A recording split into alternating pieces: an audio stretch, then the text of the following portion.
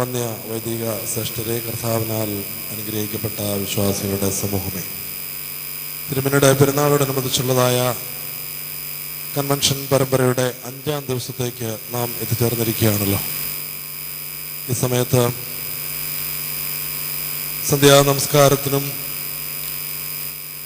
കൺവെൻഷനും സാന്നിധ്യം കൊണ്ട് നമ്മെ അനുഗ്രഹിക്കുന്ന ബഹുമാനപ്പെട്ട ചെന്നൈ ഭദ്രാസനാധിപൻ അഭിനയ ഡോക്ടർ യോഹാനോ മാർ ദിയസ്കോർ തിരുമേനിയെ എല്ലാവരുടെയും പേരിൽ സ്വാഗതം ചെയ്യുന്നു. കടന്നു വന്നിരിക്കുന്ന വൈദിക ശ്രേഷ്ഠരെയും വിശ്വാസികളെയും ഒറ്റ വാക്കിൽ സ്വാഗതം ചെയ്യുന്നു. ഇന്ന് ദൈവവചനം പ്രസംഗിക്കുന്നത് ഇടുക്കി ഭദ്രാസനത്തിലെ ബഹുമാനപ്പെട്ട ബിജു ആൻഡ്രൂസ് അച്ഛനാണ്. അച്ഛൻ കമ്പൻമേട്ട് സെൻറ് മേരീസ് ഇടവാംഗവും നെറ്റിത്തോട് സെൻറ് ജോർജ് ഓർത്തഡോക്സ് ഇടവകയുടെ വികാരിയുമായിട്ട് ശുശ്രൂഷ അനുഷ്ഠിക്കുന്നു. സഭാ മാനേജിംഗ് കമ്മിറ്റി അംഗം കൂടിയാണ്. അറിയപ്പെടുന്ന കൺവെൻഷൻ പ്രസംഗകൻ, ധ്യാനഗുരു തുടങ്ങിയ നിലകളിൽ മലങ്കര സഭയിൽ തൻ്റെ ശുശ്രൂഷ നിർവഹിച്ചുകൊണ്ട് മുന്നോട്ട് പോകുന്നു. ഈ സമയത്ത് എല്ലാവരുടെയും പേരിൽ അച്ഛനെ സ്വാഗതം ചെയ്യുകയും വചനം പ്രസംഗിക്കുന്നതിനായിട്ട് ക്ഷണിക്കുകയും ചെയ്യും.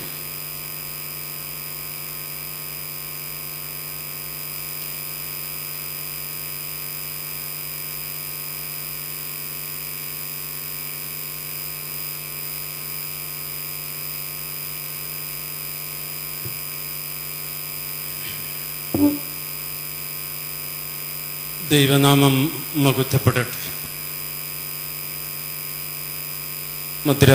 ഭദ്രാസനത്തിൻ്റെ അഭിനയ തിരുമേനി, വന്യരായ വൈദികരെ, പ്രിയപ്പെട്ട മാതാപിതാക്കളെ, സഹോദരങ്ങളെ, കുഞ്ഞുങ്ങളെ, ദൃഢമായ കാൽവയ്പോടെ ഋഷിതുല്യമായൊരു ജീവിതം നയിച്ച് പരമപരിശുദ്ധിയുടെ ഔന്നത്യങ്ങളിലേക്ക് കരേറിയ ഒരു വിശുദ്ധനെ കുറിച്ച് ഈ സന്ധ്യയിൽ സ്മരിക്കാൻ ഒന്നുകിൽ ജ്ഞാനം ഉണ്ടാവണം, അല്ലെങ്കിൽ വിശുദ്ധി ഉണ്ടാവണം. ഇടറിയ കാൽവയ്പ്പുകളോടെ ജീവിക്കുന്ന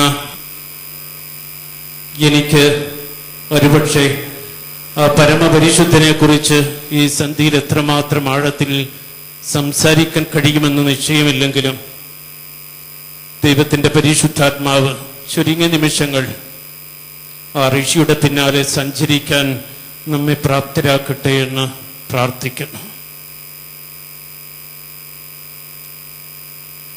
അല്പസമയ ചിന്തയ്ക്ക് വചനവുമായി ബന്ധപ്പെടുത്തി പരിശുദ്ധ പരിമല തിരുമേനിയുടെ ജീവിതത്തിൽ നമുക്ക് ബന്ധിപ്പിക്കാൻ ആഗ്രഹിക്കുന്ന ദൈവവചനം പുറപ്പാട് പുസ്തകം 16-ാം അധ്യായം അതിൻ്റെ 33 വരെ മുതലുള്ള വേദഭാഗമാണ്. അഹരോനോട് മോശ ഒരു പാത്രമെടുത്ത് അതിൽ ഒരിടങ്ങഴി മന്ന ഇട്ട് നിങ്ങളുടെ തലമുറകൾക്ക് വേണ്ടി സൂക്ഷിപ്പാൻ യഹോവയുടെ മുമ്പാകെ വെച്ചുകൊള്ളുക എന്ന് പറഞ്ഞു. യഹോവ മോശയോട് കൽപ്പിച്ചതുപോലെ അഹരോൻ അത് സാക്ഷി സന്നിധിയിൽ നിക്ഷേപിച്ചു വെച്ചു. കുടിപ്പാർപ്പുള്ള ദേശത്ത് എത്തുന്നത് വരെ ഇസ്രായേൽ മക്കൾ 40 സംവത്സരം മന്ന ഭക്ഷിച്ചു. മന്ന മോശ അഹരോനോട് കൽപ്പിക്കുന്ന വേദഭാഗമാണിത്. നിങ്ങളുടെ തലമുറകൾക്ക് സാക്ഷ്യത്തിന് വേണ്ടി മരുഭൂമിയിൽ പൊഴിയപ്പെട്ട മന്ന ദൈവത്തിൻ്റെ കൂടാരത്തോട് ചേർത്ത് തലമുറയ്ക്ക് വേണ്ടി നിക്ഷേപിച്ച് വെക്കണമെന്ന വാക്യം. ഇടറിപ്പോകുന്ന ഈ മരുഭൂയാത്രയിൽ നമ്മുടെ ജീവിതത്തിൻ്റെ ഏറ്റവും അനുഗ്രഹം ഇടയ്ക്കിടയ്ക്ക് സ്വർഗത്തിൽ നിന്ന് വീഴുന്ന മന്നയാണ്. തലമുറകൾക്ക് സാക്ഷ്യത്തിന് വേണ്ടി എങ്ങനെ ഈ മന്ന സൂക്ഷിച്ചു വെക്കാൻ കഴിയുമെന്ന് നമ്മളൊരു തരത്തിൽ ആശ്ചര്യപ്പെട്ടേക്കാം.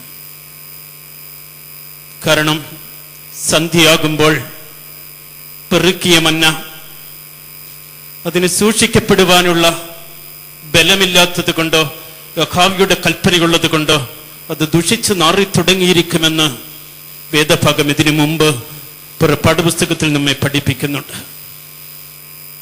എന്നിട്ടും സന്ധ്യയാകുമ്പോൾ കൃമി പിടിച്ചു തുടങ്ങുന്ന മന്നയുടെ അംശം തലമുറയ്ക്ക് സാക്ഷ്യത്തിന് വേണ്ടി യഹോവയുടെ സന്നിധിയിൽ സൂക്ഷിച്ചു വെക്കാനായി യഹോവ മോശയോട് കൽപ്പിക്കുകയും മോശ അഹരോനോട് കൽപ്പിക്കുകയും ചെയ്യുകയാണ്.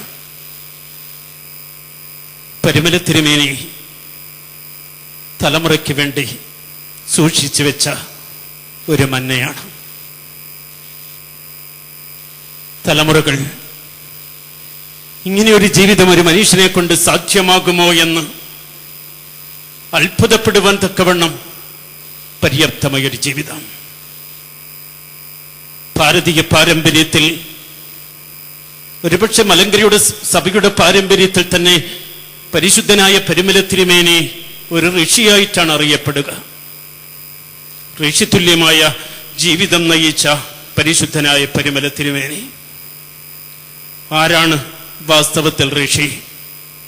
ജ്ഞാനം, തപസ്, നിഷ്ഠാദാനം, ആത്മനിയന്ത്രണം, മാനവികത എന്നിവയുടെ അനുശീലനത്താൽ സ്വന്തം ആന്തരികമായ വിശുദ്ധി കണ്ടെത്തുന്നവരാണ് ഋഷി.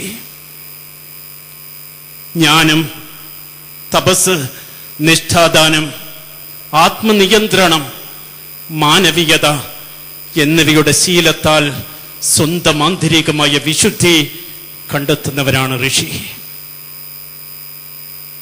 പരിമല തിരുമേനിയുടെ ജീവിതത്തിൽ ഈ ശീലങ്ങളെല്ലാം പരിമല തിരുമേനി പാലിച്ചു. അതുകൊണ്ട് തന്നെ നമ്മെ അത്ഭുതപ്പെടുത്തുമാർ ഈ മന്ന തലമുറകളുടെ സാക്ഷ്യത്തിന് വേണ്ടി പരിമല ദേവാലയത്തോടനുബന്ധമായി ഒരു തലമുറയ്ക്ക് വേണ്ടി സൂക്ഷിക്കപ്പെട്ടു വെച്ച ഒന്നാണ്. മന്ന മരുഭൂമിയിലെ വിശപ്പിനുള്ള അപ്പമായിരുന്നു. കർത്താവ് തന്നെ തന്നെ വെളിപ്പെടുത്താൻ ഉപയോഗിച്ചതും അതാണ്.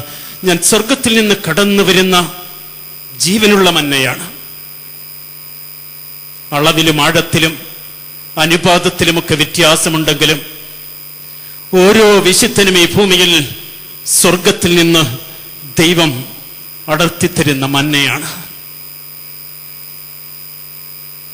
എന്താണ് ഒരു വിശുദ്ധന്റെ കണ്ണീർ? വരുംകാലത്തെ നമ്മുടെ വറുതികൾ അതിജീവിക്കാനുള്ള ഔഷധമാണ് ഒരു വിശുദ്ധന്റെ കണ്ണീർ.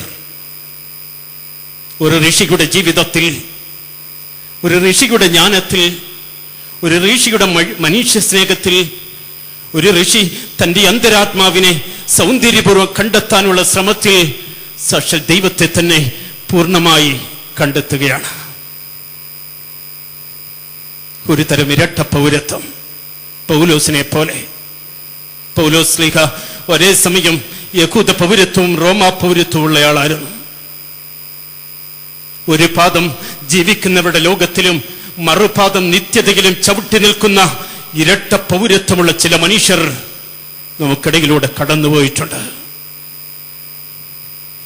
ഒരു പാദം ഈ ഭൂമിയിൽ ചവിട്ടുകയും മറ്റൊരു പാദം നിത്യതയിൽ ചവിട്ടി നിൽക്കുകയും ചെയ്ത് വിശുദ്ധിയുടെ അനുഗ്രഹ തലങ്ങളിലേക്ക് സ്വന്തം ജീവിതത്തെ മാത്രമല്ല തനിക്ക് ചുറ്റുമുള്ള എല്ലാവരുടെയും ജീവിതത്തെ ആകർഷിക്കത്തക്കവണ്ണം അത്ര അനുഗ്രഹീതമായ ഒരു ജീവിതത്തിന്റെ ഏട്.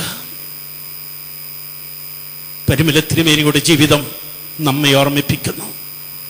ലോകത്തിന് വിശക്കുന്നുണ്ട്, വിശുദ്ധിക്ക് വേണ്ടിയുള്ള ഒരു ദാഹമുണ്ട്, ആത്മീയ അന്വേഷണത്തിന് വേണ്ടിയുള്ള ഒരു വിശപ്പുണ്ട്. ആ വിശപ്പും ദാഹവും ശമിപ്പിക്കുവാൻ എങ്ങനെ ഒരു മനുഷ്യന് സാധ്യമാകുമെന്ന് 21-ാം നൂറ്റാണ്ടിൽ വിളിച്ചു പറയുന്ന മലങ്കരയുടെ, മലയാളത്തിന്റെ മാത്രമല്ല ലോകത്തിന്റെ എമ്പാടുമുള്ള സത്യാന്വേഷകരുടെയും ആത്മാന്വേഷകരുടെയും ജീവിതത്തിന്റെ വലിയ പ്രകാശമാണ് പരിമല തിരുമേനി. നൂറ്റാണ്ടുകൾക്കിടയിൽ വെച്ച് ഒരു പാവപ്പെട്ട മനുഷ്യൻ ഒരു വിശുദ്ധ ജീവിതം നയിക്കുന്നു എന്ന് വിശ്വസിക്കുന്ന ഒരാളെ ചുംബിച്ചു. അയാൾ വാവിട്ട് കരഞ്ഞുകൊണ്ടാണ് അയാളുടെ അടുത്ത് നിന്ന് ഓടിപ്പോവുക. ഞാൻ ആ മനുഷ്യരെ ചുംബിച്ചു. ഇയാൾക്ക് ക്രിസ്തുവിന്റെ മണമാണ്. ക്രിസ്തുവിന്റെ മണമുള്ള മനുഷ്യർ, ക്രിസ്തുവിന്റെ ഗന്ധമുള്ള മനുഷ്യർ, പരിമളമുള്ള ഒരു പരിമല തിരുമേനിയെക്കുറിച്ചുള്ള ചിന്ത നമ്മളുടെ അഗാധങ്ങളിലേക്കും ആത്മീയതയിലേക്കും എത്തുമ്പോൾ നമ്മിൽ എവിടെയോ ഒരു സുഗന്ധം നിറയുന്നുണ്ട്. ബഷീർ അതുകൊണ്ടാ പറഞ്ഞേ, മഖാന എഴുത്തുകാരൻ, ദുർഗന്ധമായി തീർന്ന സുഗന്ധമാണ് മനുഷ്യനെന്ന്. ആദ്യ നൈർമല്യത്തിൽ എവിടെ വെച്ചോ നമുക്കൊക്കെ ഒരു സുഗന്ധം ഉണ്ടായിരുന്നു. പരിമല തിരുമേനി തന്റെ സുഗന്ധത്തെ കാത്തു സൂക്ഷിച്ചു. പരിമല മാത്രമല്ല പരിമളമായി മാറുന്നേ. നമ്മുടെ ജീവിതത്തിന്റെ പരിസരം മുഴുവൻ പരിശുദ്ധനായ പരിമല തിരുമേനിയോട് ചേർന്ന് പരിമളമായി മാറുകയാണ്. പരിമല തിരുമേനിക്കൊരു മണമുണ്ടായിരുന്നു, ക്രിസ്തുവിന്റെ അതേ മണം. ക്രിസ്തുവിന്റെ ഗന്ധമുള്ള ഒരു പിതാവ്, ക്രിസ്തുവിന്റെ ഗന്ധവും ക്രിസ്തു ജീവിതത്തിന്റെ ആഴവുമുള്ള ഒരു പിതാവ്. രാത്രിയുടെ യാമങ്ങളിൽ തന്റെ കട്ടിലിൽ ദൈവത്തിന് വേണ്ടി കാത്തിരുന്നത് കൊണ്ട് ഖബറിടം മാത്രമല്ല, കട്ടിൽ കൂടി മുത്തിയിട്ട് നമ്മൾ സായുജ്യമടഞ്ഞ് മടങ്ങിപ്പോകുന്നേ. മനുഷ്യന്റെ ഇന്ദ്രിയ സുഖങ്ങളുടെ പൂരണമാക്കി മാറേണ്ട കിടക്കകൾ പോലും വിശുദ്ധ ബലിപീഠമാക്കി മാറ്റാൻ കഴിയുന്ന അത്രയ്ക്കും ആത്മീക വിശുദ്ധിയുള്ള മനുഷ്യരെ ഈ ഭൂമിയിൽ നമുക്ക് അനുഭവിക്കാനും കണ്ടുമുട്ടാനും കഴിയുന്നത് മഖഭാഗ്യങ്ങളിലൊന്നാണ്. മന്ന, ആയുസ് കുറഞ്ഞ മന്ന, ഒരു ദിവസം കഴിയുമ്പോഴേ ഗന്ധം വമിച്ചു തുടങ്ങുന്ന മന്ന, കൃമിയായി മാറ്റപ്പെടുന്ന മന്ന, പൊടിവിനാകാരമായി മാറ്റപ്പെടുന്ന മന്ന, എങ്ങനെ കാലത്തെ അതിജീവിച്ച് നമ്മുടെയൊക്കെ ഹൃദയങ്ങളിൽ ജീവിക്കുന്നു പ്രിയപ്പെട്ടവരെ.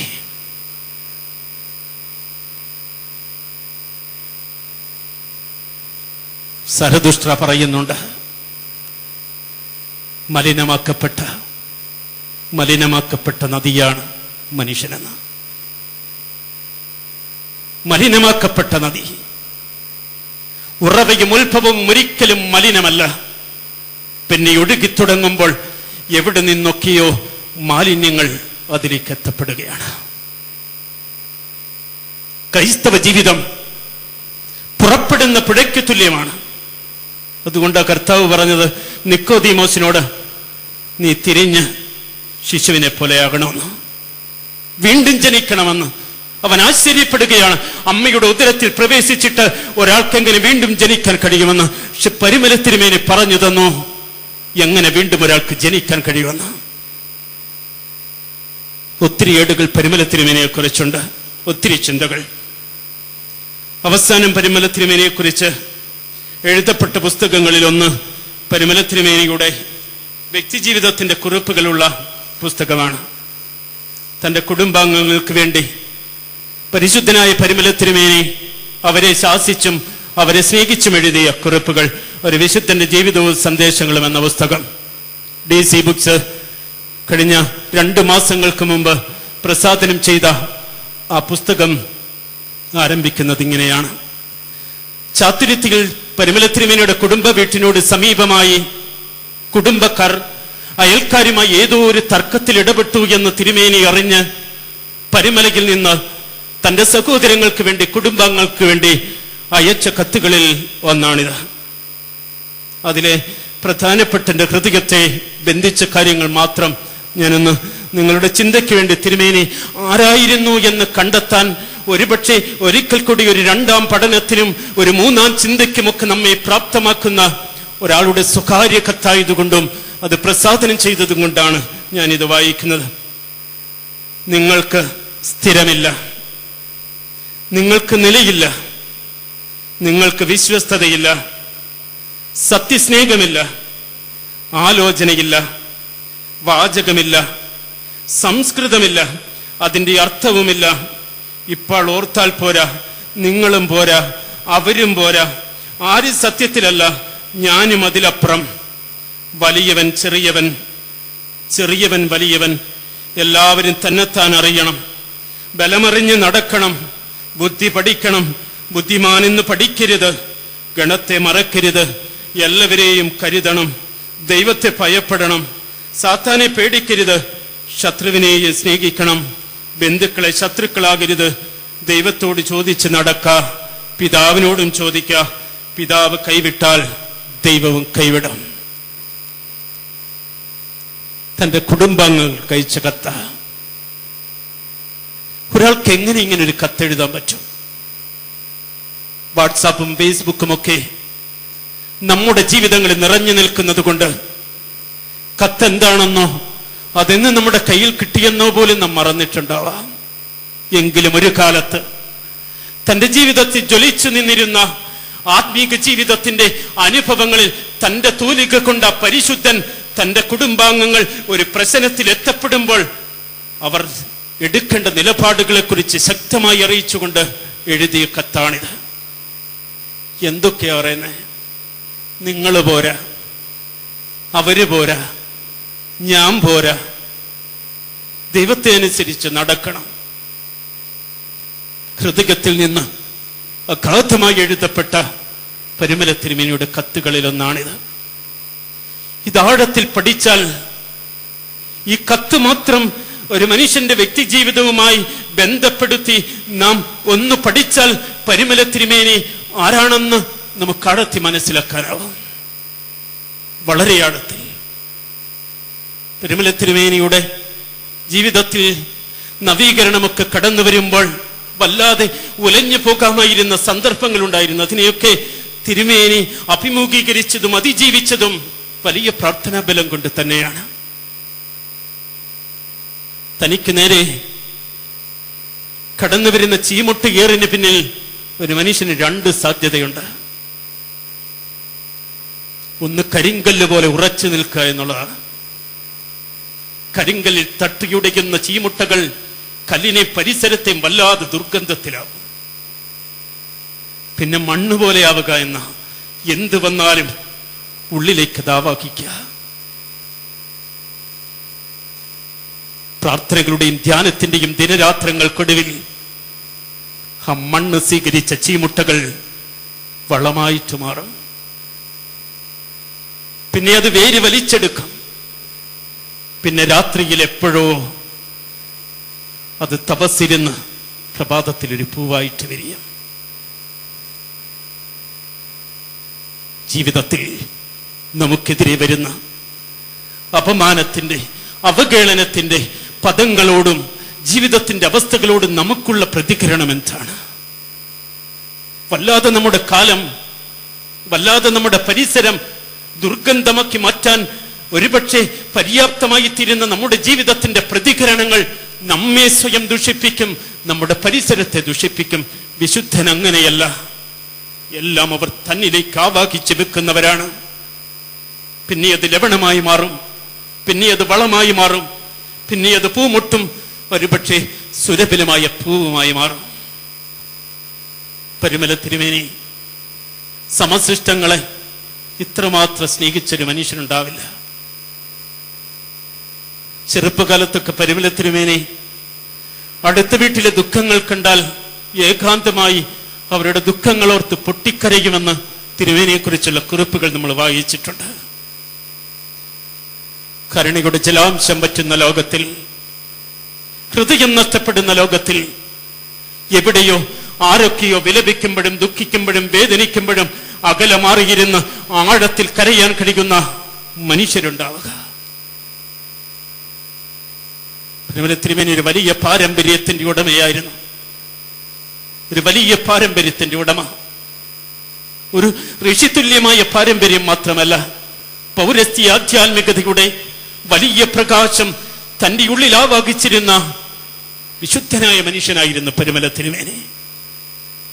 പൗരസ്ത്യ ആധ്യാത്മികത.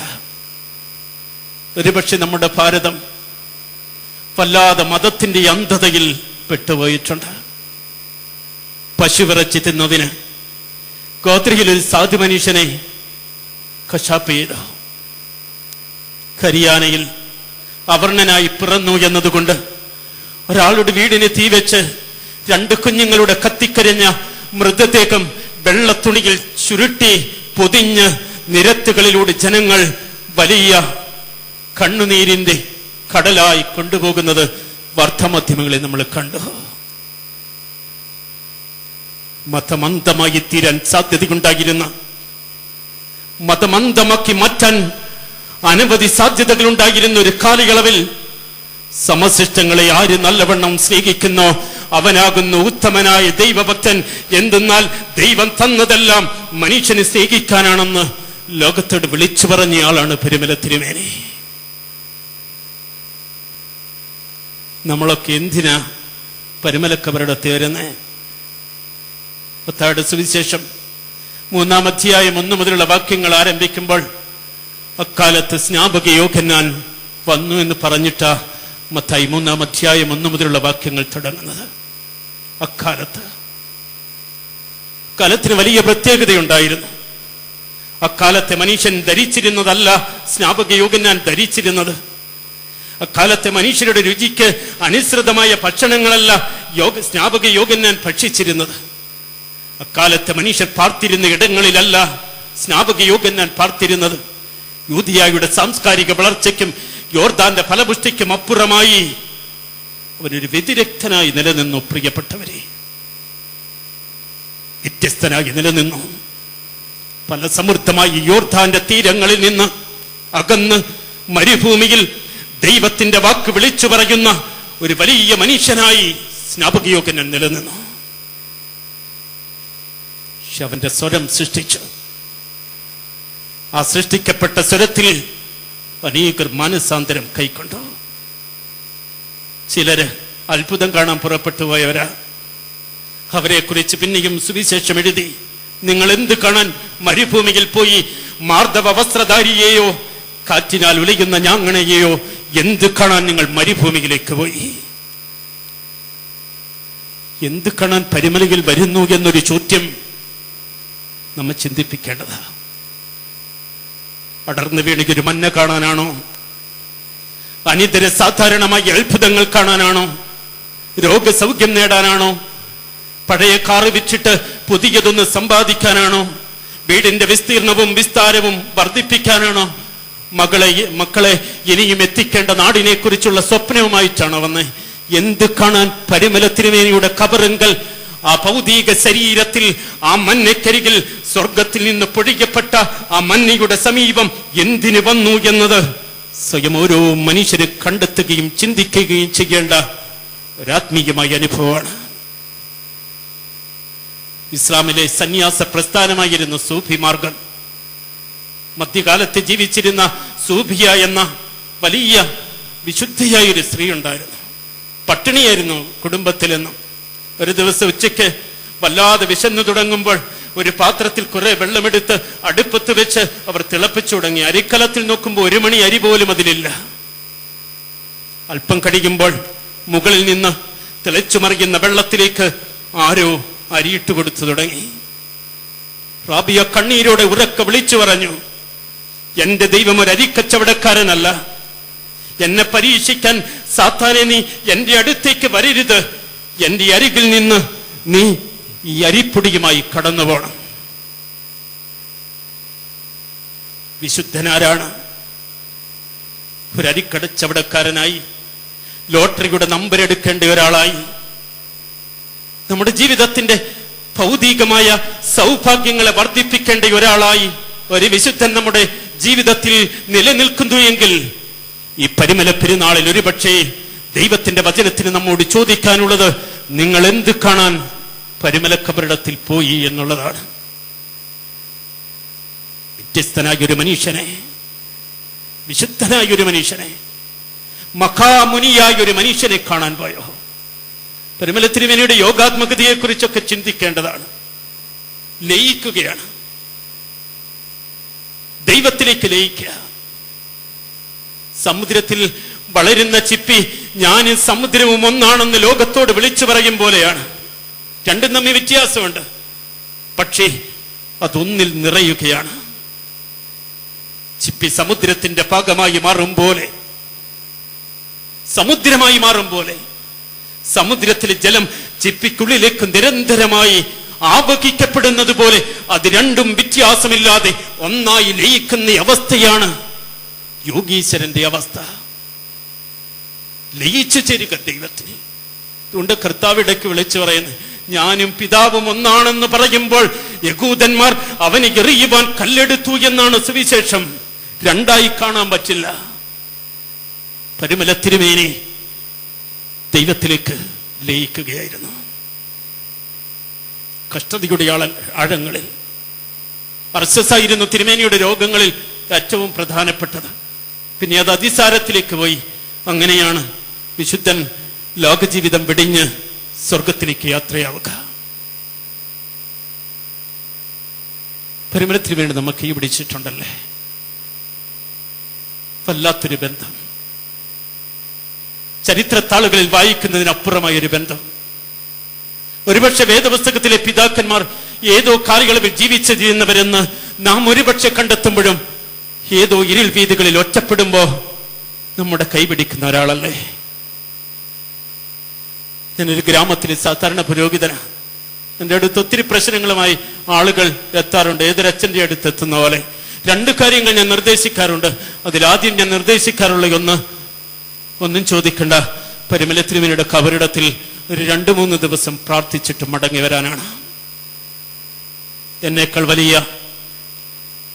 ആത്മബലമുള്ള ഒരാൾ 2 വർഷങ്ങൾക്ക് മുമ്പ് എൻ്റെ അടുത്തെത്തുമ്പോൾ ആത്മഹത്യ മാത്രമേ അയാളുടെ മുന്നിൽ വഴിയുണ്ടായിരുന്നത്.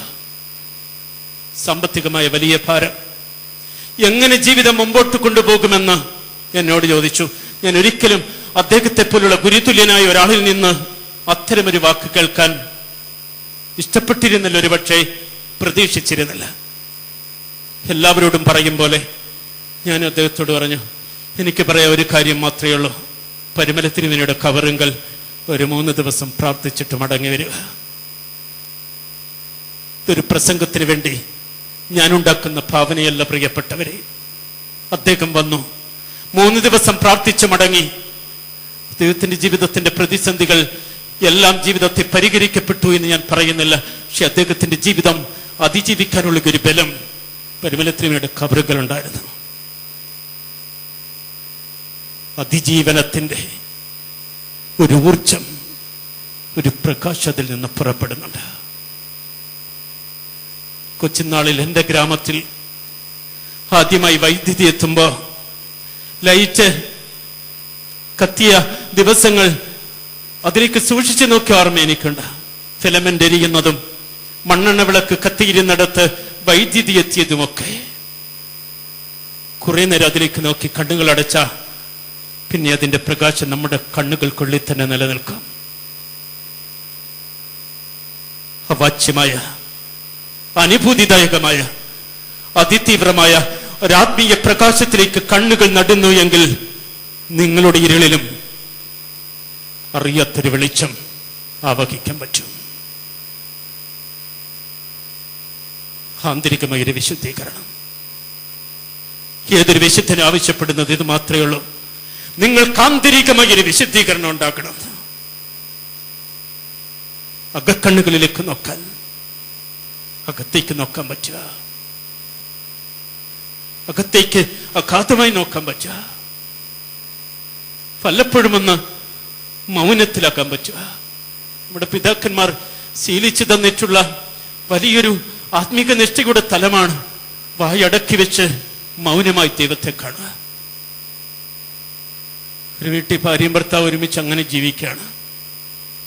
ഭാര്യ 24 hours നോൺ സ്റ്റോപ്പാണ്. ഇങ്ങനെ അവൾ കാര്യങ്ങൾ പറഞ്ഞുകൊണ്ടേയിരിക്കും. ഉറക്കത്തിനിടയിൽ അവൾ സംസാരിക്കും, ഉറങ്ങിയപ്പോലെ അവൾ സംസാരിക്കും. ഒരിക്കലും അവളുടെ വായ അടങ്ങിയിരിക്കുകയല്ല. അങ്ങനെ ഇരിക്കുക അവൾക്കൊരു ദിവസം പനി വന്നു. ഭർത്താവും ഭാര്യയും കൂടെ ഡോക്ടറുടെ അടുത്ത് ചെന്നു. അവൾ അപ്പോഴും സംസാരിച്ചുകൊണ്ടിരിക്കുകയാണ്. ഡോക്ടറുടെ അരികിൽ വാചാലമായി. ഡോക്ടർ ചോദിച്ചു, എന്തു പറ്റി? പനിയാണ്. വിളിക്കാൻ പറഞ്ഞു. തെർമോമീറ്റർ 1 മിനിറ്റ് വായിലേക്ക് വെച്ചു കൊടുത്തു. ഭർത്താവ് വളരെ കൗതുകത്തോടെ നോക്കുകയാണ്. എൻ്റെ ഭാര്യയ്ക്ക് 1 മിനിറ്റ് സംസാരിക്കാതിരിക്കാൻ പറ്റുമോ? ഡോക്ടറോട് നന്ദി പറഞ്ഞിറങ്ങുമ്പോൾ ഡോക്ടറോട് ചോദിച്ചു, ഡോക്ടറെ, പനി മാറിയില്ലെങ്കിലും ആ സാധനം ഒന്ന് എൻ്റെ വീട്ടിലേക്ക് തന്നുവിടണം. ഇത് വായി വെച്ചാൽ അവൾ കുറച്ചു നേരം സംസാരിക്കാതിരിക്കുമല്ലോ. നമ്മുടെയൊക്കെ വീട്ടിൽ, നമ്മുടെ പരിസരങ്ങളിൽ, ഈ ആഹാരഭാരങ്ങളുടെ നടുവിൽ ജീവിക്കുന്ന നമുക്ക് ഒരു നിമിഷം മൗനമാകണമെങ്കിൽ, പുരുഷന് മാത്രമല്ല സ്ത്രീക്ക് മാത്രമല്ല കുഞ്ഞുങ്ങൾക്കും ഒന്ന് മൗനമാകണമെങ്കിൽ പാവൊളിച്ച് ഡോക്ടർ ഈ സാധനം വായി വെച്ചിരുന്നത് ആ സമയമൊക്കെ പറ്റുന്നുള്ളൂ. മൗനം, അഗാധമായ മൗനത്തിന് ശേഷം താപസന്മാരുടെ പുഞ്ചിരിക്ക് പോലും ഈ ലോകത്തിൽ ഏറ്റവും വശ്യമായ ഒരു സൗന്ദര്യമുണ്ടെന്ന് കവികൾ പറയുന്നുണ്ട്. മൗനത്തിന് ശേഷമുള്ള പുഞ്ചിരിക്ക് പോലും വാചാലമായ ഒരു അർത്ഥമുണ്ടെന്ന്. പരിമല തിരുമേനിയൊന്നും സംസാരിച്ചിട്ടുണ്ട്, അധികം സംസാരിച്ചിട്ടില്ല. നമ്മുടെ പിതാക്കന്മാരൊക്കെ മൗനം പാലിക്കുന്നവരാണ്. പരിമല തിരുമേനിയുടെ നിഷ്ഠയുടെ ജീവിതം തങ്ങളുടെ ജീവിതത്തിൽ ഏറ്റുവാങ്ങിയിട്ടുള്ളത് കൊണ്ടാണ് ഈ സഭ ഒരിക്കലും അതിന്റെ പ്രകാശത്തിൽ നിന്ന് താണു പോകുമെന്ന് നമുക്ക് തോന്നിയാലും ഒരിക്കലും മങ്ങിപ്പോവാത്ത എന്തൊരു സുതാര്യമായ ജീവിതമായിരുന്നത്. ഏത് കഷ്ടതകളുടെ നടുവിൽ പുലർത്തിയിരുന്ന ഒരാത്മീയ ബലമുണ്ട്. ആത്മാവ് ശക്തമാകുന്ന ഒരു ശരീരം. അന്ന് വരെ അത്യന്താപേക്ഷിതമായതെല്ലാം ആഡംബരമാണെന്ന് തിരിച്ചറിയും. ഭക്ഷണം വേണ്ട എന്ന്, സംസാരം വേണ്ട എന്ന്, അമിതമായ ആഡംബരങ്ങൾ വേണ്ട എന്ന്, വസ്ത്രം പോലും ആവശ്യത്തിനപ്പുറം വേണ്ട എന്ന് ചിന്തിക്കുന്ന ഒരു വലിയ പാരമ്പര്യത്തിലേക്കും വെളിച്ചത്തിലേക്കും അവർ അറിഞ്ഞുമറിയാതെയും എത്തപ്പെടുകയാണ്. പ്രിയപ്പെട്ടവരെ, തിരുമേനിയെ ഇനിയും നമ്മുടെ തലമുറ അത്ഭുതപൂർവ്വം നോക്കി പഠിക്കേണ്ടതുണ്ട്. തിരുമേനിയുടെ കുറിച്ചുള്ള ഒരു കുറിപ്പിലെ ഒരു പുസ്തകത്തിൽ തിരുമേനിയുടെ കുടുംബത്തിലെ ഏറ്റവും അടുത്ത കുഞ്ഞുവർക്കി എന്ന് പറയുന്നയാള് പരിശുദ്ധനായ പരിമല തിരുമേനി പരിമലയിൽ ജീവനോടിരിക്കുന്ന കാലയളവിൽ, സഭയെ ഭരിച്ചുകൊണ്ടിരുന്ന കാലയളവിൽ പരിമലയിലെ പ്രസിദ്ധമായ കാളച്ചന്തയിൽ കാളയെ വാങ്ങാൻ വന്നു കുഞ്ഞുവർക്കി. വലിയ കാളക്കമ്പക്കാരനായിരുന്നു അയാൾ. വയലിൽ ഉഴുവാൻ ഏറ്റവും ലക്ഷണമൊത്ത കാളയെ പരിമലയിൽ നിന്ന് വാങ്ങിക്കൊണ്ടുപോവാൻ കുഞ്ഞുവർക്കി വന്നു. കൃത്യന്മാർ സേവകന്മാരോടൊപ്പമാണ്. ലക്ഷണമൊത്തൊരു കാളയെ കണ്ടു. എല്ലാവരും ആ കാളയ്ക്ക് ചുറ്റിനും കൂടി. കുഞ്ഞുവർക്കിക്കത് വീട്ടിൽ കൊണ്ടുപോയേ പറ്റുകയുള്ളൂ. കാളെ ചില കമ്പങ്ങൾ അങ്ങനെയാണല്ലോ, എന്ത് വില കൊടുത്ത് സ്വന്തമാക്കുന്ന ചില കമ്പങ്ങൾ. അങ്ങനെ കുഞ്ഞുവർക്കി കാളയ്ക്ക് വില പറഞ്ഞു. വില കയറിപ്പോയിക്കൊണ്ടിരുന്നു. അവസാനം പണസഞ്ചി തുറക്കുമ്പോൾ ആ കാളയ്ക്ക് പൂർണ്ണമായി കൊടുക്കേണ്ട നാണയത്തുട്ടുകൾ ആ സഞ്ചിയിൽ ഉണ്ടായിരുന്നില്ല. സേവകന്മാര് പറഞ്ഞു, അടുത്ത് പരിമല പിതാവുണ്ടല്ലോ, ബന്ധുക്കാരുമാണ്, വളരെ വേഗം അവിടെ പോയി ഈ കുഞ്ഞുകാര്യം പരിഹരിച്ചിട്ട് നമുക്ക് മടങ്ങി ചാതുര്യത്തിലേക്ക് കാളയുമായി യാത്ര ചെയ്യാം. ഇയാൾ ആദ്യമൊന്ന് അമാന്തിച്ചു എന്നാണ് എഴുതിയിരിക്കുന്നത്. പിന്നീട് പരിമലയിൽ വന്നു, പിതാവിനോട് പറഞ്ഞു, കാളയെ വാങ്ങി, ലക്ഷണമൊത്ത കാള, ഏതാനും തൊട്ടുകൾ മാത്രമേ കുറവുള്ളൂ, ഞാൻ വീട്ടിലേക്ക് ചെല്ലുമ്പോൾ ഉടനെ അത് അയച്ചു തരാം. പരിമല തിരുമേനി ഒരു വാക്ക് മാത്രമേ അതേക്കുറിച്ച് പറഞ്ഞുള്ളൂ, എന്റെ പണം നിങ്ങൾക്ക് കൊള്ളില്ല. അക്കാതമാണ് പ്രിയപ്പെട്ടവരെ ഈ വാക്ക്. സഭാ ജീവിതത്തിന്റെ ആഴങ്ങളിൽ ആധ്യാത്മിക മൂല്യം കാത്തു സൂക്ഷിക്കാൻ ആഗ്രഹിക്കുന്ന ഏതൊരു വൈദിക സ്ഥാനിയും ഏതൊരു ക്രിസ്ത്യാനിയും തന്റെ ജീവിതത്തിൽ തന്റെ ദേവാലയത്തോടുള്ള നാണയത്തുട്ടിന്റെ ബന്ധത്തെ എത്ര അഗാധമായി കണ്ടെത്തണമെന്ന് ഈ ഒരേ ഒരു വാക്ക് കൊണ്ട് സൂചിപ്പിക്കും, എന്റെ പണം നിങ്ങൾക്ക് കൊള്ളില്ല. സ്വന്തം കുടുംബത്തിൽ ചെന്നാലുടൻ അടുത്ത തപാലിൽ മടക്കിയേക്കാൻ കഴിയുന്ന ഒരു കൊച്ചു നാണയത്തുട്ടിനെ കുറിച്ചുള്ള അദ്ദേഹത്തിന്റെ ജീവിതവും ദർശനവും സഭയെ എങ്ങനെ സ്നേഹിച്ചു എന്ന് ഈ ഒരൊറ്റ സംഭവം കൊണ്ട് മാത്രം പറയാം. പള്ളിയുടെ പണവും സഭയുടെ പണവും നേർച്ചത്തൊട്ടുകളാണെന്ന് തിരിച്ചറിഞ്ഞ് ഒരാത്മീയ ബോധത്തോടെ ഒരു ഉൾക്കാഴ്ചയോടെ ജീവിച്ചിരുന്ന പിതാക്കന്മാരുടെ ഓർമ്മകളും ജീവിതവും ഒക്കെ സഭാഗാത്രത്തിലേക്ക് ഏറെ അഗാധങ്ങളിൽ ഇനിയും പതിയേണ്ടതുണ്ടെന്ന് കൂടി ഈ ചിന്തകളൊക്കെ നമ്മെ ഓർമ്മപ്പെടുത്തണം. പരിശുദ്ധനായ പരിമല തിരുമേനിയുടെ ജീവിതം, കുടുംബത്തോടുള്ള ബന്ധം, സഭയോടുള്ള ബന്ധം, സാമ്പത്തിക കാര്യങ്ങളിൽ അദ്ദേഹം പുലർത്തിയിരുന്ന സുതാര്യത, അദ്ദേഹത്തിന്റെ നിഷ്ഠാജീവിതം, പ്രാർത്ഥന എല്ലാം കേട്ട് പഴകുകയും അതിൽ ലയിച്ചിട്ടുള്ളവരുമാണ് മലങ്കര സഭയുടെ മക്കൾ. അത്തരമൊരു ചരിത്രത്തിലേക്ക് വചന ശുശ്രൂഷ എത്തിക്കേണ്ടതില്ല. കാലാതിവർത്തിയായി നിന്നൊരു മന്ന, ലോകത്തിന്റെ മലിനതകൾ ഏറ്റുവാങ്ങാതെ ലോകമാലിന്യങ്ങൾക്കപ്പുറമായി പരുമലയുടെ പരിശുദ്ധമായ ദേവാലയത്തോട് ചേർന്ന് തലമുറകൾക്ക് കാണാൻ മോശെ യഹോവയുടെ കൽപ്പന പ്രകാരം അഹരോനോട് പറഞ്ഞ സൂക്ഷിച്ചു വെച്ച മന്നയാണ് മലങ്കരയ്ക്ക് പരിശുദ്ധനായ പരുമല തിരുമേനിയുടെ ഭൗതിക ശരീരവും ആ ഭൗതിക ശരീരത്തിൽ ആ പിതാവ് നിർവഹിച്ച ജീവിതവും. ഏതൊരു ശാന്തി, ഏതോ ഒരു സംതൃപ്തി. ചാണക്യ സൂത്രത്തിൽ ചാണക്യൻ പറയുന്നുണ്ട്, ശാന്തി തുല്യം തപോ നാസ്തി, ന സന്തോഷാൽ പരം സുഖം, ന തൃഷ്ണായ പരോവ്യാതിർ, ന ച ധർമ്മേ ദയാപര. ശാന്തിക്ക് തുല്യമായി ഈ ഭൂമിയിൽ മറ്റൊരനുഗ്രഹമില്ല. സംതൃപ്തിക്ക് തുല്യമായി ഈ ലോകത്തിൽ മറ്റൊരു സമ്പത്തില്ല. ദുരാഗ്രഹത്തെക്കാൾ വലിയ ഭാവമില്ല, കരുണയേക്കാൾ വലിയ മതമില്ല. ഇതൊക്കെ പരുമല തിരുമേനിയുടെ ജീവിതവുമായി ഏറെ ആഴത്തിൽ നിലനിൽക്കുന്നതാണ്. തന്റെ കിടക്കി കണ്ണീര് കൊണ്ട് രാത്രിയാമങ്ങളിൽ നനച്ച് തന്റെ മഹാപൗരോഹിത്യ ശുശ്രൂഷ ഏറ്റവും വിശുദ്ധമായി ഈ ഭൂമിയിൽ പാലിച്ച പരിശുദ്ധനായ പരുമല തിരുമേനി. കഷ്ടങ്ങളോടുള്ള നമ്മുടെ സമീപനം എന്താ? നമ്മുടെ ക്രിസ്തീയ ജീവിതത്തിൽ ഒരു ചെറിയ കഷ്ടത കടന്നു വരുമ്പോൾ ജീവിതത്തിൽ ഉലഞ്ഞു പോകുന്ന നമുക്ക് എങ്ങനെ പരുമല തിരുമേനിയുടെ കരങ്ങൾ പിടിച്ച് നമ്മുടെ ക്രിസ്തീയ ജീവിതം അർത്ഥപൂർണ്ണമാക്കാൻ കഴിയുമെന്ന് സ്വയം വിശകലനം ചെയ്യുകയും ഒരു ആത്മീകമായ ധ്യാനത്തോടെ കണ്ടെത്തുകയും ചെയ്യേണ്ടതാണ്. റബി അക്കീബക്കിന്റെ ജീവിതമുണ്ട്. വളരെ സാത്വികനായ നിർമ്മലനായ ഒരു മനുഷ്യൻ. ഇയാളെല്ലാം ഉപേക്ഷിച്ച് യാത്ര ചെയ്യുകയാണ്. ഇയാളുടെ കയ്യിൽ ആകെ അവശേഷിക്കുന്നത് സഞ്ചരിക്കാൻ ഒരു കഴുത, പിന്നെ വിശുദ്ധ വചനം കയ്യിലുണ്ടത് വായിക്കാൻ, രാത്രിയാമങ്ങളിൽ വായിക്കാൻ ഒരു റാന്തൽ വിളക്ക്, സമയമറിയാൻ വാച്ചിന് സൗകര്യമില്ലാത്തത് കൊണ്ട് ഒരു പൂവൻ കോഴി, അതാണ് വിളിച്ചുണർത്തുന്നത്. റബി അക്കീബക്ക് അങ്ങനെ യാത്ര ചെയ്യുകയാണ്. ഗ്രാമങ്ങളിൽ നിന്ന് ഗ്രാമങ്ങളിലേക്ക് അയാൾ യാത്ര ചെയ്യുമ്പോൾ ഒരു രാത്രിയിൽ കാറ്റ് അയാളുടെ വിളക്ക് അണച്ചു കളഞ്ഞു.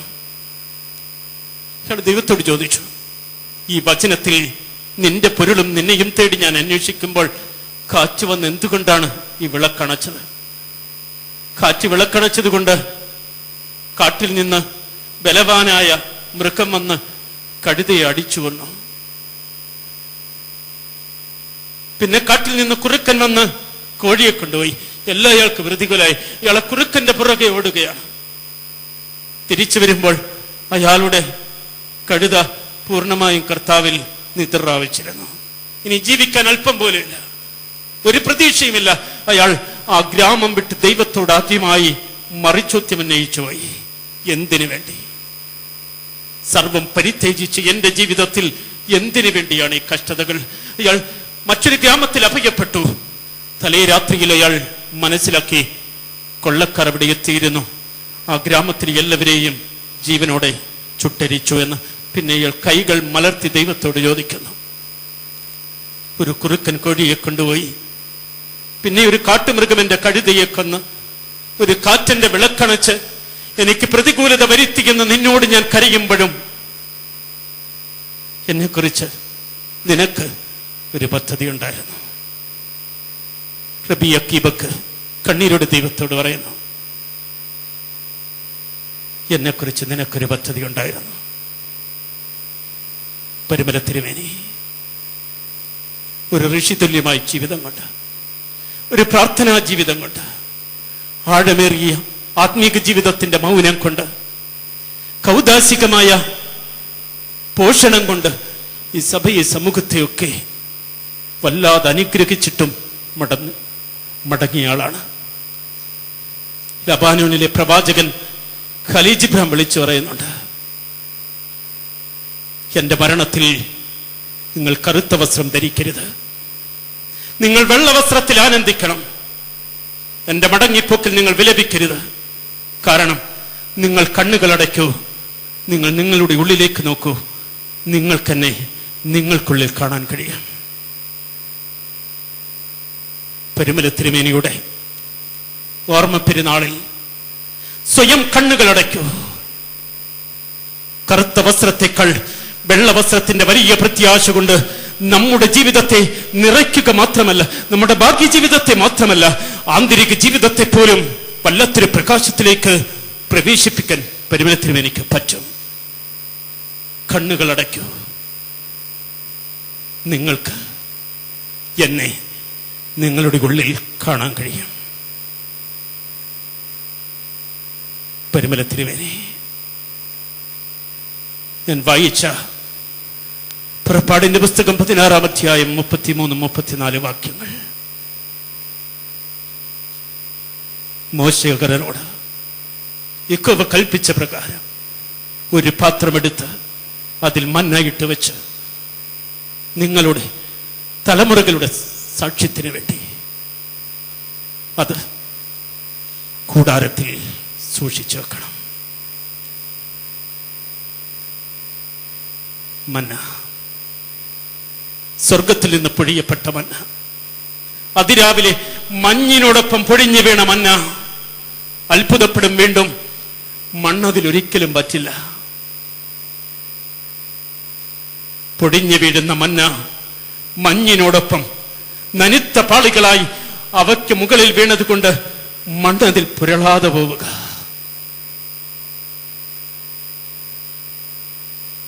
സുഖത്തിന്റെ ലോകത്തിലൂടെ, ഈ ഭൗതിക ലോകത്തിലൂടെ ഒരാൾ കടന്നുപോയിട്ട് മാലിന്യം അയാളിൽ പറ്റിയില്ല എന്ന തിരിച്ചറിവ് നമ്മളെ അത്ഭുതപ്പെടുത്തും. പ്രിയവരെ,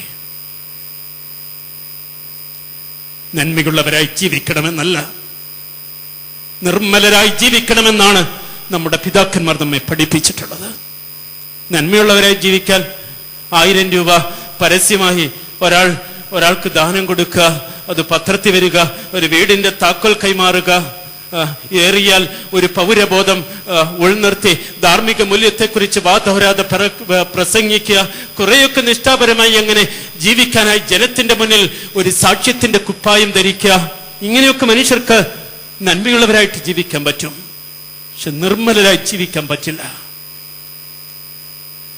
നിർമ്മലരായി ജീവിക്കണമെങ്കിൽ സ്വന്തം ആന്തരികതയുടെ ആഴങ്ങളിലേക്ക് സ്വയം ഒരു യാത്ര ചെയ്യണം. പരിമല തിരുമേനി ഈ ഓർമ്മ പെരുന്നാളിനോടനുബന്ധമായി ഓർമ്മപ്പെടുത്തുന്നത് ഇതാണ്. മന്ന തലമുറയ്ക്ക് സാക്ഷ്യത്തിന് വേണ്ടി കൊളുത്തിവെച്ച, ഒരിക്കലും കെടാത്തിയൊരു ദീപമായി പരിമല തിരുമേനി സുഗന്ധമുള്ള ഒരു ദീപമായി നമ്മുടെ ഹൃദയങ്ങളെ, നമ്മുടെ കുടുംബങ്ങളെ, ഈ സഭയെ തഴുകി താലോലിച്ച് സുഗന്ധപൂരിതമാക്കി മാറ്റുമ്പോൾ പരിമല തിരുമേനിക്ക് മാത്രമുള്ളതല്ല, നമുക്കൊക്കെ എത്തേണ്ട ജീവിതത്തിന്റെ വാതിലാണ്. ഞാനും നിങ്ങളും എത്തേണ്ട ഇടമാണത്.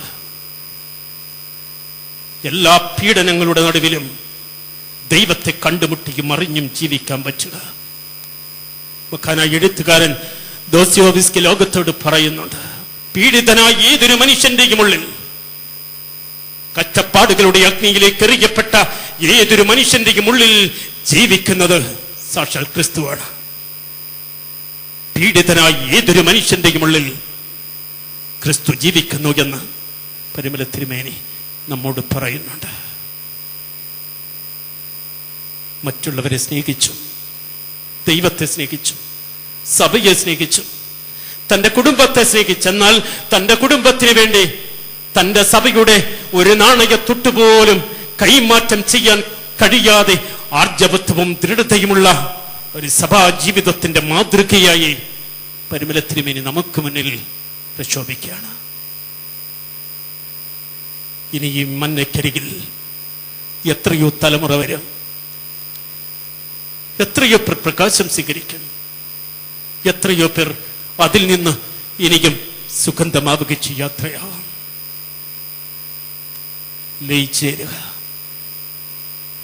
ലയിച്ചു ചേരുക. യോഗാത്മകതയുടെ അനുഭവം ലയനമാണ്. പരമ്പൊരുളായ ദൈവത്തിലേക്ക് സൃഷ്ടി ലയിച്ചു ചേരുന്നതിന് പറയുന്ന വാക്കാണത്. ദൈവത്തിൽ ലയിച്ചു ചേരാനാവുക, ദൈവത്തിൽ എത്തപ്പെടാനാവുക, 3 ഘട്ടങ്ങളുണ്ടല്ലോ നമ്മുടെ ആത്മീയ ജീവിതത്തിൽ. ഒന്ന്, ദൈവത്തോട് ഒപ്പമായിരിക്കും, എളുപ്പമാ. ദൈവത്തിന്റെ പാദത്തിനരികിലിരുന്ന് ഒക്കെ ജീവിക്കാൻ നമുക്ക് പറ്റും. ഞാൻ എൻ്റെ വാക്കുകൾ അവസാനത്തിലേക്ക് കൊണ്ടുവരികയാണ്. യെഹെസ്കേൽ പ്രവാചകന്റെ പുസ്തകം 47-ാം അധ്യായം 1-ാം വാക്യം മുതൽ പുതിയ ദേവാലയത്തിന്റെ കിഴക്ക് ഭാഗത്ത് നിന്ന് പുറപ്പെടുന്ന ഒരു നദിയെക്കുറിച്ച് യെഹെസ്കേൽ പ്രവാചകൻ ദർശനം കാണുന്നുണ്ട്. ആ നദി ആദ്യം നദിയിലെ ജലം ആദ്യം അവന്റെ കാലുകളെ സ്പർശിച്ചു. ദൈവവചനത്തിൽ പാദമൂന്നുന്ന ഒരാളാണ്. പിന്നെ ആ നദിയിലെ വെള്ളം അവന്റെ കാൽമുട്ടുകളോളം എത്തി. അവൻ കാൽമുട്ടുകളിൽ നിന്ന് ദൈവത്തിന്റെ സന്നിധിയിൽ പൂർണ്ണമായി വിധേയപ്പെടുന്നതാണ്, സമർപ്പിക്കുന്നതാണത്. പിന്നീട് ആ ജലം അവന്റെ അരയോളം എത്തി. നീതിയുടെയും സമാധാനത്തിന്റെയും അരക്കച്ചയെ ധരിച്ച് ക്രിസ്തുവിന് സാക്ഷികളായി പോരാടാനുള്ള അരക്കച്ചയുടെ സൂചനയാണത്. പിന്നീട് ആ ദേവാലയത്തിൽ നിന്നൊഴുകിയ നദി ഇയാളുടെ കഴുത്തോളം എത്തുമ്പോൾ ഇയാളുടെ കാലുകൾ പറഞ്ഞു. ഒരു പരൽമീൻ കിടക്കി അയാൾ ഒഴുകി തുടങ്ങി. പൂർണ്ണമായി എതിലേക്ക് ലയിച്ചു. അയാളുടെ ശിരസ് മാത്രമാണ് ആ നദിയുടെ മുകളിലുണ്ടായിരുന്ന. കണ്ണുകൾ മുകളിലേക്ക് നോക്കപ്പെട്ടിരുന്നു. ഇതാണ് ഭക്തിയുടെയും വിശുദ്ധിയുടെയും ഘട്ടം ഘട്ടമായുള്ളൊരു ജീവിതത്തെക്കുറിച്ചുള്ള യെഹെസ്കേൽ പ്രവാചകന്റെ ദർശനവും കാഴ്ചപ്പാടും. ഇവിടെ വരെ എത്തിയ ആത്മീക ജീവിതം കണ്ടു മടങ്ങിയിട്ട് പാദത്തെ സ്പർശിച്ചു പോകുന്ന എന്തൊക്കെയോ ചില അനുഭവങ്ങൾ. മുട്ടുമടങ്ങി എപ്പോഴൊക്കെയോ കൈകൾ വിരിച്ചു പടഞ്ഞ് ദൈവത്തോട് എന്തൊക്കെയോ സമർപ്പിച്ചിട്ടുള്ള കുറെ ഓർമ്മകൾ. നീതിയുടെയും സമാധാനത്തിന്റെയും അരക്കച്ചയിൽ അരയോളം എത്തുന്ന ഒരു ആത്മീയത, ഒരു പൂർണ്ണ നിറവിൽ എന്നീ ഭൂമിയിൽ നിന്ന് എന്റെ കാലുകൾ പറയും. പിന്നെ ഞാനൊരു പരൽമീനിനെ പോലെ എന്റെ ശിരസ് വെള്ളത്തിന് മുകളിൽ ഉയർത്തി എന്ന് മുകളിലേക്ക് നോക്കി ജീവിച്ചു തുടങ്ങാം. ഞാനും ഒരു പുരോഹിതൻ, കൂദാശകളുടെ അനുഷ്ഠാനകൻ, പരിമളത്തിനുമേനിയും ഒരു പുരോഹിത ശ്രേണിയിൽ നിന്നയാൾ. എത്ര ശ്രമിച്ചിട്ടും ആ ഘാതം ദൂരത്തിൽ ഒന്നുപോലും താണ്ടാൻ ഇനിയും കഴിഞ്ഞിട്ടില്ലല്ലോ എന്നൊരു നൊമ്പരത്തോടെയാണ് എന്റെ വചനം ഞാൻ അവസാനിപ്പിക്കുന്നത്. അതുല്യമായ അനുഗ്രഹീതമായ സുഗന്ധമുള്ള ആ പ്രകാശത്തിന്റെ സന്നിധിയിലേക്ക് എത്ര കുദാശകൾ അനുഷ്ഠിച്ചാലും ഒരു ഘാതമെങ്കിലും താണ്ടാൻ ഇനിയും ഈ ഭൂമിയിൽ എത്ര കാലം പിറക്കണമെന്നോ ജീവിക്കണമെന്നോ നിശ്ചയില്ലാത്തൊരാൾ. നമ്മളൊക്കെ ഇടറുന്ന മനുഷ്യരാണ്. വല്ലാതിടറുന്ന ലോകമാണ്. ഓരോ ദിവസവും ഇടർച്ചകളുടെ കണക്കുകളാണ് നമുക്ക് മുന്നിൽ വാർത്താ മാധ്യമങ്ങളിലൂടെ നിറയപ്പെടുന്നത്. ഇടറുന്ന ലോകത്തിന് അഭയമായി മാറാൻ, ഇടറുന്ന സഭാജീവിതത്തിന് അനുഗ്രഹമായി മാറാൻ, കരയുന്ന മനസ്സുകൾക്ക് ഒരു പ്രത്യാശയുടെ തൂബൽ സ്പർശമായി മാറാൻ നമുക്ക് ദൈവം നമ്മുടെ തലമുറയ്ക്ക് വേണ്ടി പരിമല ബലിപീഠത്തിനോട് ചേർത്ത് വെച്ച മന്ന, തലമുറയ്ക്ക് സാക്ഷ്യത്തിന് വേണ്ടി. തലമുറ അറിയണം, ഞങ്ങളുടെ പിതാക്കന്മാർ മരുഭൂമിയിലായിരുന്നു, 40 വർഷക്കാലം യാത്ര ചെയ്തു. ദൈവം എങ്ങനെയാ ഊട്ടിയതെന്ന് ചോദിക്കുമ്പോൾ ചില അടയാളങ്ങൾ ചൂണ്ടിക്കാട്ടിയിട്ട് അവർ പറയും, ഇതൊരു സാക്ഷ്യമാണ്. നമ്മുടെ പിതാക്കന്മാർ മന്നാ തിന്ന് 40 വർഷക്കാലം മരുഭൂമിയിലൂടെ യാത്ര ചെയ്തതിന്റെ ജീവിക്കുന്ന ഓർമ്മയാണ് ഈ കൂടാരത്തിനോട് ചേർന്ന് നിങ്ങൾക്ക് വേണ്ടി സ്ഥാപിക്കപ്പെട്ടിട്ടുള്ളത്. കാരുണ്യവാനായ ദൈവമേ, ഞങ്ങളുടെ തലമുറയ്ക്ക് അഭയപ്പെടാൻ, ഞങ്ങളുടെ തലമുറയ്ക്ക് സുഗന്ധമായി മാറാൻ, ഞങ്ങളുടെ തലമുറകൾക്ക് ഒരു ജീവിക്കുന്ന മനുഷ്യനും പിതാവും, ഒരു സത്യപിതാവും, ഒരു അനുഗ്രഹീതാചാര്യനും, ഒരു വിശുദ്ധനും ഉണ്ടായിരുന്നു എന്ന് ഒരിക്കൽ കൂടി കൈകൾ പിടിച്ച് പറഞ്ഞുകൊടുക്കാൻ നമുക്കൊരനുഭവമാണ് പരിമലയുടെ കബറിടം. കബറിടം മാത്രമല്ല, ആ ഓർമ്മകളുടെമെല്ലാം അങ്ങനെ തന്നെയാവും. ആ ഓർമ്മയുടെ ജീവിതം അങ്ങനെ തന്നെയാവണം. ദൈവാനുഭവം കുറഞ്ഞിട്ടില്ലേ? ചെറുപ്പകാലത്ത് ദൈവത്തെക്കുറിച്ച് എത്ര തീഷ്ണതയുണ്ടായിരുന്നു. വളരും തോറും ആ തീഷ്ണത നഷ്ടപ്പെട്ടു. രമ്മയ്ക്ക് ആദ്യം ഒരു കുഞ്ഞുണ്ടായി. രണ്ടാമത് മൂത്ത കുഞ്ഞിന് 4 വയസ്സ് കഴിയുമ്പോൾ മറ്റൊരു കുഞ്ഞു കൂടി പിറന്നു. ഇളയവനെ ഇടയ്ക്ക് മൂത്തവൻ ആന്തുകയും പിച്ചുകയും അള്ളുകയും ഒക്കെ ചെയ്യും. അമ്മയ്ക്ക് വലിയ ശല്യമായിരുന്നു കുറെ കാലം. ഒരു ദിവസം അവൻ അമ്മയോട് നിർബന്ധിച്ചു, ഒരു ദിവസം ഞാനും എൻ്റെ കുഞ്ഞനുജനും കൂടി ഉറങ്ങാൻ എൻ്റെ അമ്മ എന്നെ അനുവദിക്കണം. അമ്മയ്ക്ക് പേടിയായി. ഇവൻ മിക്കവാറും ഇവനെ തീർത്തു കളയാനാ സാധ്യത. കാരണം അമ്മയുടെ ഒരു ലോകവും പശ്ചാത്തലവും അതാണ്. എങ്കിലും അമ്മയെ അനുവദിച്ചു. ആ ഇളം ഉടലിനോട് 4 വയസ്സുള്ള പൈതലവന്റെ ചെവിയിൽ പറഞ്ഞു, കുഞ്ഞനുജ, നിന്റെ പ്രായത്തിൽ ദൈവത്തെ ഞാൻ കണ്ടിട്ടുണ്ട്, ദൈവത്തെ നോക്കി ഞാൻ ചിരിച്ചിട്ടുണ്ട്, ദൈവത്തിന്റെ മുഖം എനിക്കറിയാം, ദൈവത്തിന്റെ സ്വരം എനിക്കറിയാം. 4 വയസ്സാകുമ്പോ ഞാനിത് മറന്നു തുടങ്ങി. ദൈവത്തിന്റെ മുഖം എങ്ങനെയാണെന്ന് നീ എനിക്കൊന്ന് പറഞ്ഞു തരാവോ? ദൈവത്തിന്റെ സ്വരം ഞാൻ മറന്നു തുടങ്ങി. ദൈവത്തിന്റെ സ്വരം എനിക്കൊന്ന് പറഞ്ഞു തരാവോ? ആദി നൈർമല്യത്തിലേക്ക് മടങ്ങാനാവുക, ആദി നൈർമല്യത്തിലേക്ക് മടങ്ങിപ്പോകാനാവുക. വിജ്ഞാനത്തെക്കാളും സമ്പത്തിനേക്കാളും ലോകത്തിലെ സ്ഥാനമാനങ്ങളെക്കാളും കർത്താവ് ഈ ലോകത്തെ നിരന്തരമായി സുവിശേഷത്തിലൂടെ ഒന്നു മാത്രമേ ആവശ്യപ്പെട്ടുള്ളൂ, നിങ്ങൾ ആദ്യ നൈർമല്യത്തിലേക്ക് മടങ്ങിപ്പോകണമെന്ന്. നിന്റെ ആദ്യ നൈർമല്യത്തിലേക്ക് മടങ്ങുക, നിന്റെ ആദ്യ നൈർമല്യത്തിലേക്ക് മടങ്ങുക. പരിമല തിരുമേനി തന്റെ ആദ്യ നൈർമല്യങ്ങളെ കാത്തു സൂക്ഷിച്ച് ജീവിച്ചതുപോലെ ഈ സഭയുടെ അംഗമായിരിക്കുന്ന, ഈ സഭയെ സ്നേഹിക്കുന്ന, മതത്തിനപ്പുറമായി ഈ കബറിടത്തിൽ അഭയപ്പെടുന്ന എല്ലാവർക്കും അവരുടെ ആദ്യ നൈർമല്യത്തെ കാത്തു സൂക്ഷിക്കാൻ കഴിയുന്നോ എന്ന് ഈ പരിമല പെരുന്നാൾ നമുക്ക് മുന്നേ ചോദിക്കുന്നു. ഞാൻ എൻ്റെ വാക്കുകൾ ഉപസംഹരിക്കുകയാണ്. പ്രിയപ്പെട്ടവരെ, ജ്ഞാനം, തപസ്, നിഷ്ഠാദാനം, മാനവീയത ഇവയുടെ അനുശീലനത്താൽ ആന്തരികമായ വിശുദ്ധി കണ്ടെത്തുന്നവനാരോ അവനാണ് ഋഷി. പരിമല തിരുമേനി ഒരു ഋഷിയായിരുന്നു, ഒരു വിശുദ്ധനായിരുന്നു.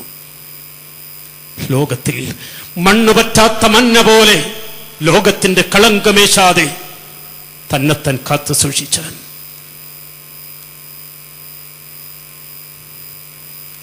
നമുക്ക് കണ്ണുകൾ അടയ്ക്കാം. കാരുണ്യവാനായ ദൈവമേ,